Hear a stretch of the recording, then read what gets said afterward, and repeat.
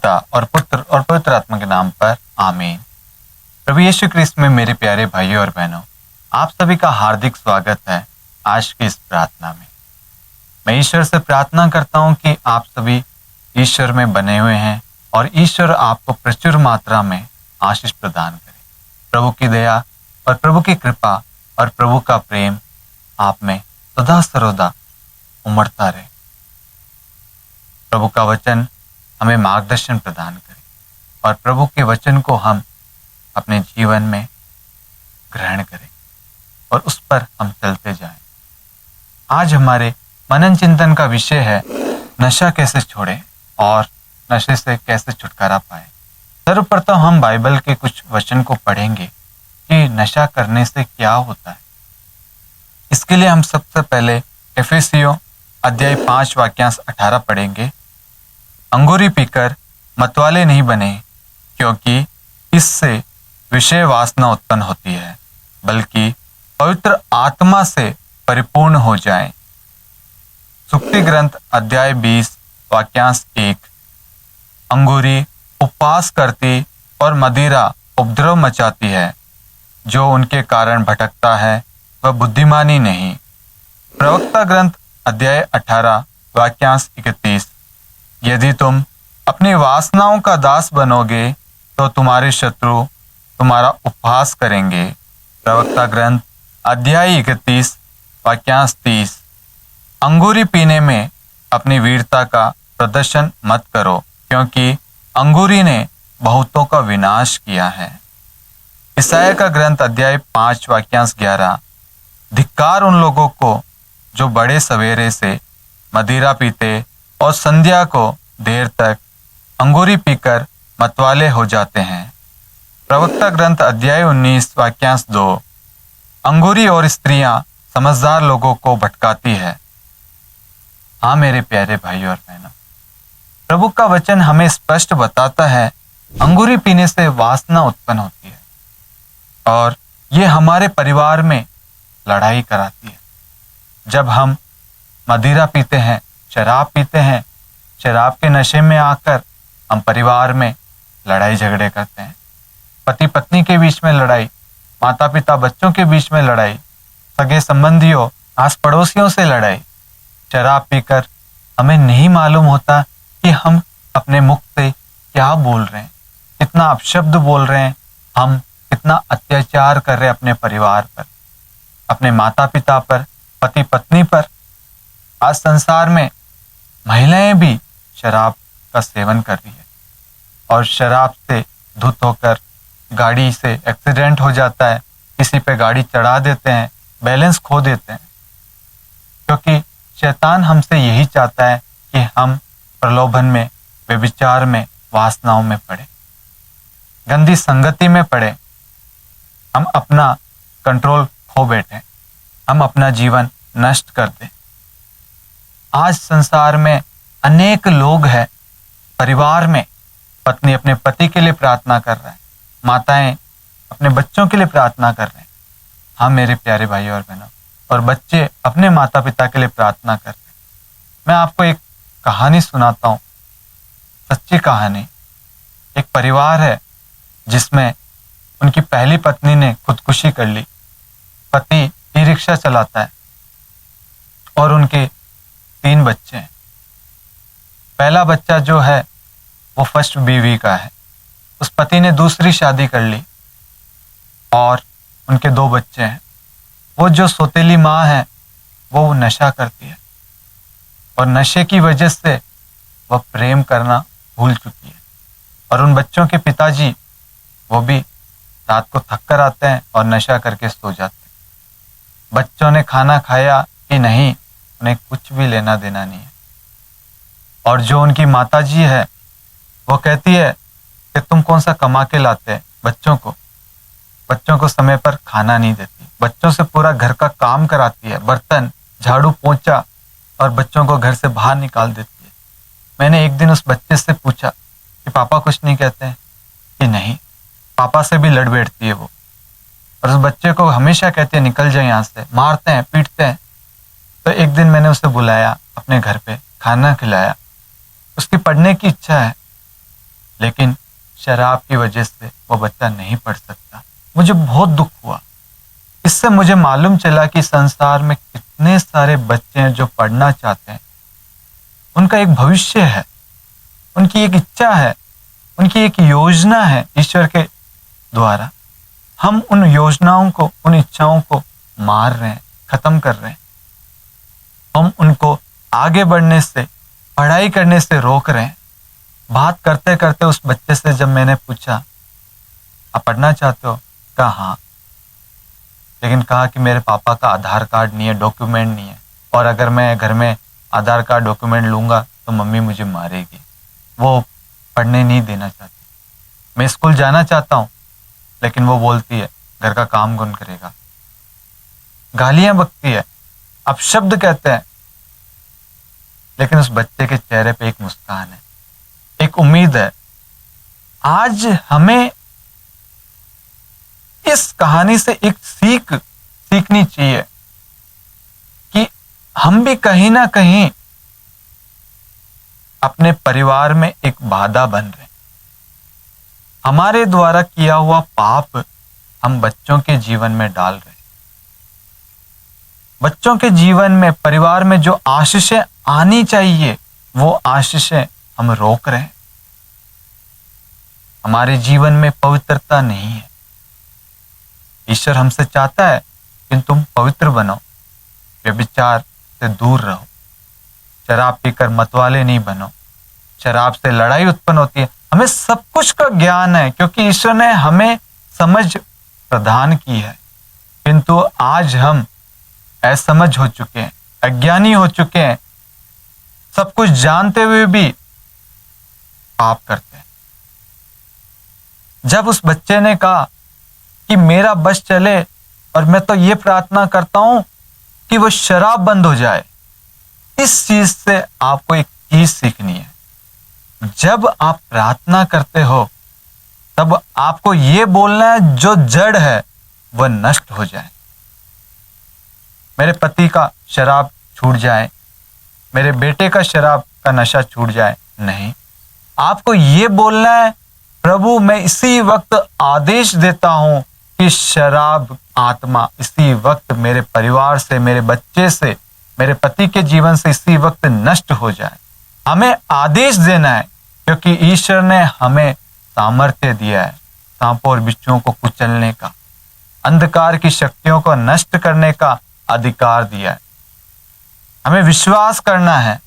आज कितने सारे लोग हैं जो एक टाइम का खाना भी नहीं खा पाते होंगे इस शराब की वजह से। रोज उनके पति या पत्नी, बच्चे शाम सुबह शराब की लत में डूबे हुए हैं। घर में चोरी चकारी करते हैं, मारपीट करते हैं, घर का माहौल खराब करके रखते हैं, आस पड़ोसियों से रिश्ता खराब करके रखते हैं। इसलिए ईश्वर आज हम सबसे ये चाहता है कि हम लोग पवित्र बने, हम इन सब चीजों को अपने जीवन से दूर करें, हम अपने प्रार्थनाओं को बदले। हमारा विश्वास ईश्वर में होना चाहिए।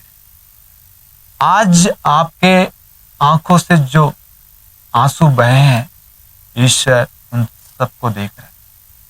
आपकी हर एक प्रार्थनाओं को ईश्वर सुन रहा है। आपका विश्वास कम नहीं होना है, क्योंकि ईश्वर आपके घर में पहले से ही विराजमान है, आपके शरीर में, किंतु आपने उस शरीर को अपवित्र कर दिया है। हम शराब पीते हैं, लड़ाई झगड़े करते हैं, गंदी गंदी हरकतें करते हैं, व्यभिचार और वासना में गिर जाते हैं, और अपने इस पवित्र मंदिर को, पवित्र शरीर को हम अपवित्र करते हैं। इसलिए आज हमारे जीवन में प्रभु की महिमा, प्रभु का चिन्ह तथा चमत्कार प्रकट नहीं हो रहा है। इसलिए मेरे प्यारे भाइयों और बहनों, हमें ये समझना है कि शराब से हमारे जीवन में उद्धार नहीं हो सकता। शराब से हमारा परिवार का उद्धार नहीं हो सकता। शराब पीने से हम अपनी आत्मा को, अपने शरीर को नुकसान पहुंचा रहे। शराब पीने से हम अपने बच्चों का भविष्य नष्ट कर रहे हैं।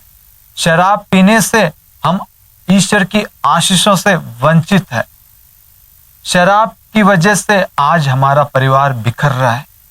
इसलिए आज ईश्वर चाहता है कि बेटा और बेटी तुम सब मेरे पास लौट आओ और हर एक अंधकार की चीजें, बुरी चीजें, व्यभिचार से, शराब से, लालच से, हत्या से, घृणा से, बैर से, क्रोध से, अहंकार से, हर चीज को त्याग कर तुम सब मेरे पास आओ, मैं तुम्हें विश्राम दूंगा।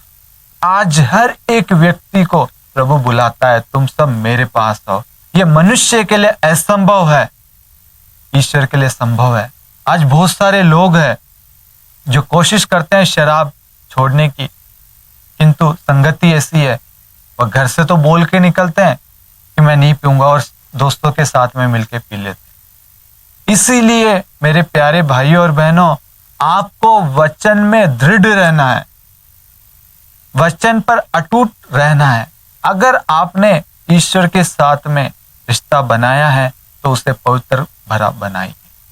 मैं आपको कुछ वचन देता हूं, आप नित्य प्रतिदिन अपने जीवन में इस वचन को दोहराते रहें और आपके जीवन से इस नशे की बुरी आदत दूर हो जाएगी। सबसे पहले आप इन वचनों को समझिए। ईश्वर का वचन कहता है, सुक्ति ग्रंथ अध्याय 3 वाक्यांश 26, प्रभु तुम्हारा साथ देगा और जाल से तुम्हारे पैरों की रक्षा करेगा। ये जो शराब का जाल है, ये जो हमें गिराना चाहता है, जो हमारे परिवार में लड़ाई कराना चाहता है, इस जाल से आपको छुड़ाएगा। ईश्वर आपको अच्छी संगति देगा। ईश्वर आपको हर एक कमियों को दूर करेगा अपने वचन के द्वारा। आप शराब नहीं पियोगे, आपके शरीर में आपको बदलाव महसूस होगा। ईश्वर के वचन को आप ग्रहण कीजिए। शराब को आप अपने जीवन से दूर फेंकिए। प्रभु का सामर्थ्य आपके जीवन में उतरेगा। प्रभु का वचन आपको शराब की आत्मा से, ये शराब की बुरी आत्मा है जो परिवार में लड़ाई कराती है, इस आत्मा को यीशु का वचन नष्ट करेगा। प्रभु का वचन कहता है, मत्ती अध्याय 6 वाक्यांश 13, हमें परीक्षा में न डाल बल्कि बुराई से हमें बचा। मत्ती 26:41 कहता है, जागते रहो और प्रार्थना करते रहो जिससे तुम परीक्षा में न पड़ो। आत्मा तो तत्पर है परंतु शरीर दुर्बल है। तीतुस अध्याय 2 वाक्यांश 11 और 12, ईश्वर की कृपा सभी मनुष्यों की मुक्ति के लिए प्रकट हो गई है। वह हमें ये शिक्षा देती है कि अधार्मिकता तथा विषय वासना त्याग कर हम इस पृथ्वी पर संयम, न्याय तथा भक्ति का जीवन बिताएं। पहला कुरिन्थियों अध्याय 10-13, आप लोगों को अब तक ऐसा प्रलोभन नहीं दिया गया है जो मनुष्य की शक्ति से परे हो। ईश्वर सत्य प्रतिज्ञ है, वह आपको ऐसे प्रलोभन में पड़ने नहीं देगा जो आपकी शक्ति से परे हो। वह प्रलोभन के समय आपको उससे निकलने का मार्ग दिखाएगा और इस प्रकार आप उसमें दृढ़ बने रह सकोगे। स्तोत्र 55:23, तुम प्रभु पर अपना भार छोड़ दो, वह तुमको संभालेगा, वह धर्मी को विचलित नहीं होने देगा। याकूब 5:15, वह विश्वासपूर्ण प्रार्थना रोगी को बचाएगी और प्रभु उसे स्वास्थ्य प्रदान करेगा। यदि उसने पाप किया तो उसे क्षमा मिलेगी। लूकस अध्याय 18 वाक्यांश 27, जो मनुष्य के लिए असंभव है वह ईश्वर के लिए संभव है। मार्कुस अध्याय 2 वाक्यांश 17, निरोगियों को नहीं रोगियों को वेद की जरूरत होती है, मैं धर्मियों को नहीं पापियों को बुलाने आया हूं। हाँ मेरे प्यारे भाइयों और बहनों, आप इन वचनों को बार बार सुनिए, दोहराइए और इस वचन पर मनन चिंतन कीजिए। प्रभु का वचन कहता है कि जो आपके लिए असंभव है वह ईश्वर के लिए संभव है। आपको ईश्वर को सौंपना है कि प्रभु, मैं ये दृढ़ संकल्प करता हूं कि मैं आज के बाद इसी वक्त से मैं शराब को अपने जीवन से दूर फेंकता हूं। मैंने सर्वप्रथम आपके विरुद्ध पाप किया है प्रभु, मैं एक पापी हूं प्रभु, मुझ पापी पर दया कर। और मैंने शराब पीकर अपने परिवार में, परिवार के सदस्यों को, अपने बच्चों को भला बुरा कहा है। और जिस मुख से ईश्वर मैं आपकी स्तुति करना चाहता हूं, उसी मुख से मैंने पाप किया है। प्रभु जी, मुझ पापी को क्षमा कीजिए, मुझ पर दया कीजिए। जब आप ईश्वर को अपना सर्वस्व, अपनी कमजोरी, अपनी परेशानियों को ईश्वर को सौंपेंगे, ईश्वर आपकी कमजोरियों पर अधिकार लेगा। प्रभु का वचन कहता है, तुम सब मेरे पास आओ, मैं तुम्हें विश्राम दूंगा। आपके लिए असंभव है शराब छोड़ना, लेकिन आपका विश्वास उस शराब को आपके जीवन से दूर कर देगा। जब आप ईश्वर के पास जाएंगे, ईश्वर आपके जीवन से शराब को दूर कर देगा। अपने आप को, अपने परिवार को आपको ईश्वर को सौंपना है। यह ध्यान रखना, बार बार आपके सामने शैतान उस शराब को लाएगा, लेकिन आपको यह कहना, हट जा शैतान। आपको ईश्वर के अधीन करना है, ईश्वर के वचन को आपके जीवन में लागू करना है और ईश्वर के वचन को ग्रहण करना है। जब आप ईश्वर को अपने जीवन में अधिकार देंगे, आप एक पवित्र भरा जीवन जिएंगे और आपके परिवार में आशीष आएगी, आपके परिवार में खुशियां आएगी, आपके परिवार में उद्धार होगा, आपके परिवार में मुक्ति आएगी, आपके परिवार में बच्चे उन्नति करेंगे, पढ़ाई में अच्छे नंबर लाएंगे, उनका भविष्य आशामय होगा। हमें सिर्फ ईश्वर को अधिकार देना है। आइए हम प्रार्थना करें। हे सर्वशक्तिमान दयालु ईश्वर, हे मेरे अब्बा पिता, हे प्यारे प्रभु यीशु, हे पवित्र आत्मा, हम आपकी स्तुति महिमा वंदना करते हैं, जयकार करते हैं। इस वक्त प्रभु हम शराब से पीड़ित और नशे से पीड़ित हर एक व्यक्तियों को आपके हाथों में सौंप देते हैं प्रभु। उन सब के लिए धन्यवाद देते हैं प्रभु।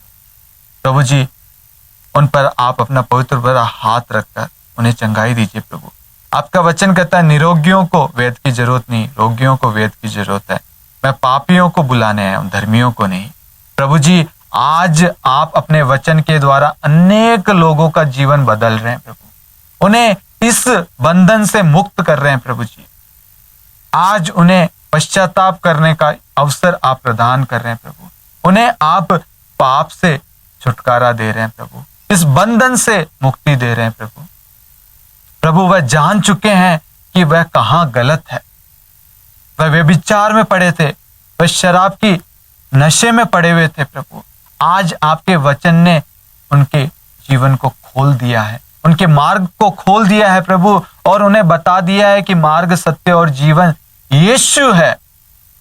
प्रभु जी, आप उन्हें अभिषेक दीजिए, सामर्थ्य दीजिए प्रभु, उन्हें मन परिवर्तन का कृपा दीजिए प्रभु, वह एक अच्छा जीवन जी सके प्रभु।